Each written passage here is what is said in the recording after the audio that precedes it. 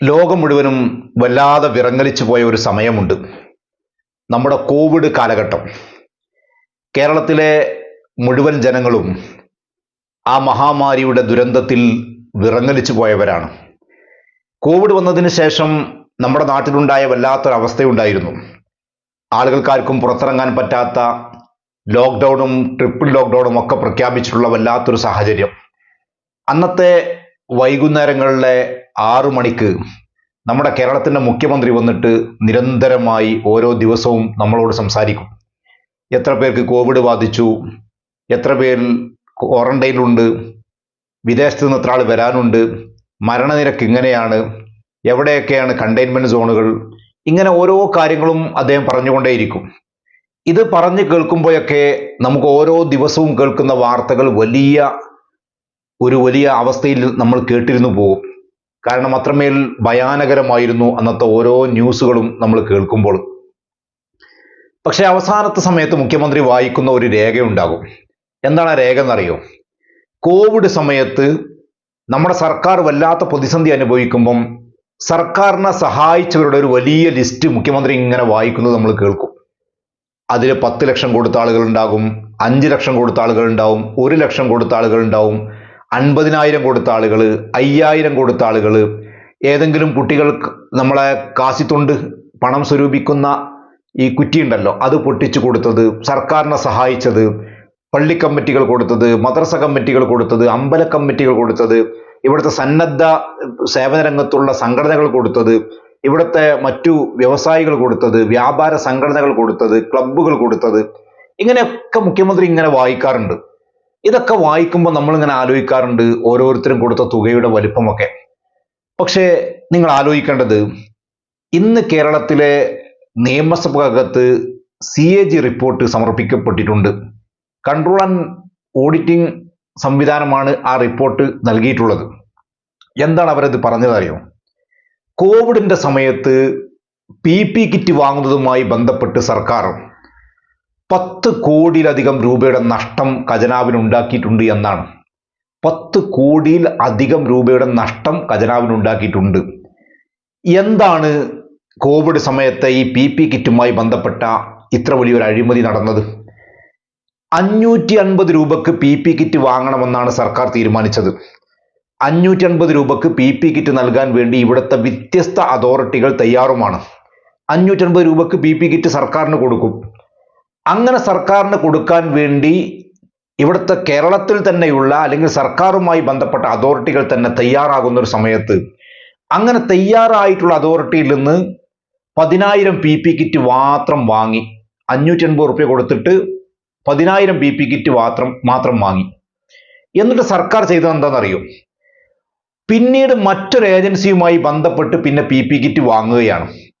ആ ഏജൻസിക്ക് സർക്കാർ കൊടുക്കുന്ന തുക 1,550 രൂപയാണ് ഒരു PP കിറ്റിന്. നമ്മുടെ കേരളത്തിലുള്ള ഏജൻസികൾ തന്നെ, സർക്കാരുമായി ബന്ധപ്പെട്ട ഏജൻസികൾ തന്നെ 550 രൂപക്ക് PP കിറ്റ് നൽകാമെന്ന് സർക്കാരിനോട് പറഞ്ഞിട്ടും എന്തുകൊണ്ടാണ് സർക്കാർ 1,550 രൂപക്ക് മറ്റു ഏജൻസികൾക്ക് ഈ PP കിറ്റിന് വേണ്ടി തുക ചെലവഴിച്ചത്? ഇതൊരു ചോദ്യമാണ്. ഈ ചെലവഴിച്ചത് മുഖ്യമന്ത്രിയും ആരോഗ്യമന്ത്രിയും അതിൻ്റെ ഉദ്യോഗസ്ഥന്മാരൊക്കെ കൂടിയിട്ടാണല്ലോ. നമ്മൾ അവരോട് മാന്യമായി ചോദിക്കുക, അവരുടെ വീട്ടിലേക്കുള്ള ഒരു സാധനം, അവർ വാങ്ങുന്ന ഒരു സാധനം, നിങ്ങൾ വിചാരിച്ചൊരു സാധനം 550 രൂപക്ക് ഏതെങ്കിലും ഒരു കടയിൽ നിന്ന് കിട്ടും എന്ന് നിങ്ങൾക്ക് ഉറപ്പുണ്ടെങ്കിൽ നിങ്ങളുടെ പണം കൊടുത്തിട്ട് നിങ്ങൾ 1,550 രൂപക്ക് ഈ സാധനം വാങ്ങുമോ? വാങ്ങില്ല. ഉള്ള 550 രൂപയിൽ തന്നെ എങ്ങനെയെങ്കിലും ഒരു 50 100 കുറക്കാൻ വേണ്ടിയാണ് ശ്രമിക്കുക. അതെല്ലാവരും ശ്രമിക്കുക. അത് മുഖ്യമന്ത്രി പിണറായി വിജയനും അന്നത്തെ ആരോഗ്യമന്ത്രി ശൈലജ ടീച്ചറും ഒക്കെ ശ്രദ്ധിക്കുക. ആ ഉള്ളതിൽ നിന്ന് എങ്ങനെയെങ്കിലും 1 രൂപ കുറക്കാൻ വേണ്ടിയിട്ടാണ്. അത് നമ്മളുടെ പണമാകുമ്പോഴാണ് ഞാൻ പറഞ്ഞത്.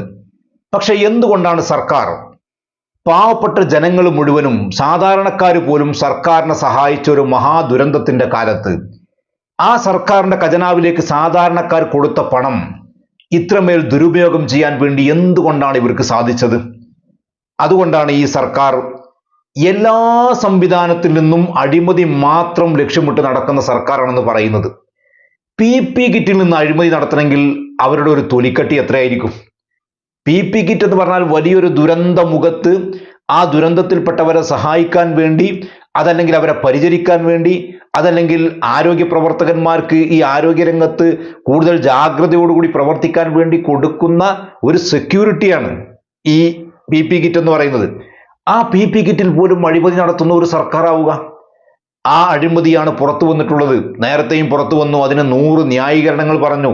പക്ഷേ CAG റിപ്പോർട്ടിൽ കൃത്യമായി പറഞ്ഞിട്ടുണ്ട്, കേരളത്തിന്റെ ഖജനാവിന് 10 കോടിയിലധികം രൂപ നഷ്ടപ്പെടുത്തുന്ന രീതിയിലാണ് ഈ സംവിധാനം ചെയ്തു വെച്ചത് എന്ന്. അതുകൊണ്ട് സർക്കാർ ഇതിന് ഉത്തരം പറയുക മാത്രമല്ല, ഈ അഴിമതി നടത്തിയിട്ടുള്ള മുഖ്യമന്ത്രി അടക്കമുള്ള ആളുകൾ സത്യം രാജിവെക്കുകയാണ് വേണ്ടത്. ഇതിവരുടെ എല്ലാത്തിനുമുള്ള അഴിമതിയാണ്. കേരളത്തിൽ നമുക്കുണ്ടായ ദുരന്തങ്ങൾ എന്തൊക്കെ നിങ്ങൾ ആലോചിച്ച് നോക്കൂ. ഒന്ന്, ഈ കോവിഡ് വന്നു, അതിൽ നടത്താൻ പറ്റുന്ന എല്ലാ അഴിമതിയും നടത്തി. അതാണ് പി കിറ്റ്. ഇനി മരുന്നുമായി ബന്ധപ്പെട്ടത് വരുന്നുണ്ട്, ബാക്കിയുള്ള കാര്യങ്ങളൊക്കെ വരുന്നുണ്ട്. രണ്ടാമതുണ്ടായത് പ്രളയമായിരുന്നു. പ്രളയം എന്തായിരുന്നു? പ്രളയത്തിന്റെ സ്ഥിതി, പ്രളയം ഉണ്ടായപ്പോൾ നമ്മളെല്ലാവരും സഹായിച്ചു. ഞാൻ നേരത്തെ പറഞ്ഞ പോലെ കേരളത്തിന്റെ അല്ലെങ്കിൽ ലോകത്തിന്റെ മുമ്പിൽ നമ്മൾ ആ പ്രളയം ഇങ്ങനെ കേരളം അനുഭവിക്കുന്ന കണ്ടപ്പോൾ എല്ലാവരും നമ്മളെ സഹായിച്ചു. ഇവരെന്താ ചെയ്തത്? മുഖ്യമന്ത്രിയുടെ ദുരിതാശ്വാസ നിധിയിലേക്ക് വന്ന ഫണ്ടുകൾ ഉദ്യോഗസ്ഥന്മാരും ഈ കൊള്ള സംഘവും കൂടിയിട്ട് ഒരുപാട് പേരുടെ അക്കൗണ്ടിലേക്ക് മാറ്റി. അതിൽ ഏരിയ കമ്മിറ്റി അംഗങ്ങളും അവരുടെ കുടുംബങ്ങളും പോലും ഉണ്ടായിരുന്നു. എങ്ങനെയാണ് മുഖ്യമന്ത്രിയുടെ ദുരിതാശ്വാസ നിധിയിൽ നിന്ന് ഈ ഫണ്ട് പോയത്? മുഖ്യമന്ത്രി അറിയാതെ എങ്ങനെയാണ് ഈ ഫണ്ട് വകമാറ്റാൻ വേണ്ടി കഴിയുന്നത്? ആ മുഖ്യമന്ത്രിയുടെ ദുരിതാശ്വാസ നിധിയിലേക്ക് ആളുകൾ വിശ്വസിച്ചു കൊടുത്ത പണം പോലും മറ്റു രാഷ്ട്രീയ നേതാക്കന്മാരുടെയും അവരുടെ കുടുംബക്കാരിലേക്കും ഉദ്യോഗസ്ഥന്മാരിലേക്കും ഒക്കെ പോകുന്ന സാഹചര്യങ്ങൾ ഉണ്ടായി. ആ നിരുത്തരവാദിത്വം എന്തുകൊണ്ടാണ് മുഖ്യമന്ത്രിയുടെയും സർക്കാരിന്റെയും ഭാഗത്തു നിന്നുണ്ടായത്? ഇത് അറിഞ്ഞുകൊണ്ടുണ്ടാക്കിയതാണ്. ഇനി അതിനേക്കാൾ ഗൗരവമുള്ള ആലോചിച്ച് നോക്കൂ. നമുക്ക് പ്രളയം ഉണ്ടായി, ഒരുപാട് ആളുകളുടെ വീടുകളും മറ്റു സൗകര്യങ്ങളൊക്കെ നഷ്ടപ്പെട്ടു പോയി. അപ്പോഴാണ് UAE ഒരു സന്നദ്ധ ടീമായിട്ടുള്ള റെഡ് ക്രസന്റ് എന്ന് പറയുന്ന ഒരു സന്നദ്ധ സംഘടന നമ്മുടെ നാട്ടിലെ ആളുകളുടെ വീടൊക്കെ പോയ ദുരിതം കണ്ടപ്പം അവരുടെ കനിവ് കൊണ്ട് അവർ പറഞ്ഞു, കുറച്ച് ആളുകൾക്കുള്ള വീട് ഞങ്ങൾ വെച്ചു കൊടുക്കാം. അപ്പൊ അതിനെന്ത് വേണം? ഞങ്ങൾ സർക്കാരിലേക്ക് പണം തരാം. ആ സർക്കാരിലേക്ക് പണം എങ്ങനെയാണ് തരിക? സർക്കാർ സംവിധാനത്തിലൂടെയാണ് വരിക. 20 കോടി രൂപയാണ് റെഡ് ക്രസന്റ് എന്ന് പറയുന്ന UAE പ്രവർത്തിക്കുന്ന ഒരു സന്നദ്ധ സംഘടനയായിട്ടുള്ള അവർ വ്യത്യസ്ത സഹായങ്ങൾ ലോകം മുഴുവൻ ചെയ്യുന്നവരാണ്. കേരളത്തിലേക്ക് അവർ തന്നു 20 കോടി രൂപ. ആ 20 കോടി രൂപ തന്നെന്തിനാ? സാധാരണക്കാരന് വീടെടുത്ത് കൊടുക്കാൻ വേണ്ടിയിട്ട്. ഒരാൾക്കൊരു വീടുണ്ടായാൽ അവരുടെ ജീവിതം നന്നാവാൻ വേണ്ടിയിട്ട്, അവരെ പുനരധിവസിപ്പിക്കാൻ വേണ്ടിയിട്ട്, അവരുടെ ഒരു ജീവിതം കരുപിടിപ്പിക്കാൻ വേണ്ടിയിട്ട്. ആ 20 കോടി കേരളത്തിന് കൊടുത്തതിൽ നിന്ന് 9.5 കോടിയും കമ്മീഷനായി പറ്റിയ സംഘത്തിന്റെ പേരാണ് ഈ ഗവൺമെന്റ്. 20 കോടി കൊടുത്തതിൽ 9.5 കോടിയും കമ്മീഷൻ. അതാണ് സ്വപ്ന സുരേഷ് ഒക്കെ പറഞ്ഞത്, എനിക്കതിൽ നിന്ന് 1.5 കോടി കിട്ടിയിട്ടുണ്ട്. തോമസ് ഐസക് പറഞ്ഞല്ലോ നേരത്തെ തന്നെ, അതിൽ നിന്ന് കമ്മീഷൻ പോയിട്ടുണ്ട്. അപ്പം പ്രളയം വന്നപ്പോഴും കോവിഡ് വന്നപ്പോഴും ഒക്കെ നാട്ടുകാരുടെ കൂടെ നിൽക്കാൻ വേണ്ടി ശ്രമിക്കേണ്ട, നാട്ടുകാർക്ക് വേണ്ടി അത്താണിയാൻ വേണ്ടി ശ്രമിക്കേണ്ട സർക്കാർ, ആ സർക്കാരിനെ നാട് മുഴുവൻ സഹായിക്കുമ്പം ആ സർക്കാർ ചെയ്തത് എന്താ? അതിൽ നിന്ന് കിട്ടുന്ന എല്ലാ കാര്യത്തിലും അഴിമതി നടത്തി എങ്ങനെയെങ്കിലും പണം ഉണ്ടാക്കണമെന്ന് മാത്രം ചിന്തിക്കുന്ന ഒരു ഗവൺമെന്റ് ആയിട്ട് ആ ഗവൺമെന്റ് മാറി. ആ ഗവൺമെന്റിന്റെ മുഖ്യമന്ത്രിയാണ് ഇന്നും മുഖ്യമന്ത്രി. ആ അഴിമതികളാണെന്ന് പുറത്തു വരുന്നത്.